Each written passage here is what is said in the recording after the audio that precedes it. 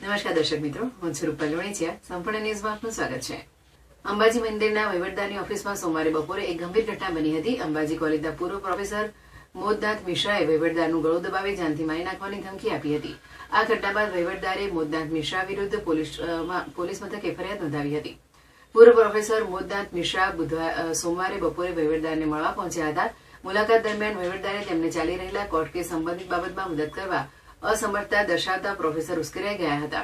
આ દરમિયાન પ્રોફેસર મિશ્રાએ વહીવટદારનું ગળું દબાવ્યું અને તેમને જાનથી મારી નાખવાની ધમકી આપી.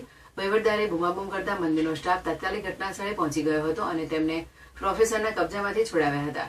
ત્યારબાદ વહીવટદારને પ્રાથમિક સારવાર માટે પાલન સરકારી હોસ્પિટલમાં ખસેડવામાં આવ્યા હતા. અંબાજી મંદિરના ઇતિહાસમાં આવા પ્રકારની પ્રથમ ઘટના બની છે, જેના કારણે સમગ્ર વિસ્તારમાં ચકચાર મચી ગઈ છે. મોદનાથ મિશ્રાના ભૂતકાળની વાત કરીએ તો વર્ષ 2010 થી 2012 દરમિયાન તેમના વિરુદ્ધ તત્કાલીન પ્રિન્સિપાલે સીબીમાં ફરિયાદ નોંધાવી હતી. આ કેસ હાલમાં પણ કોર્ટમાં ચાલી રહ્યો છે.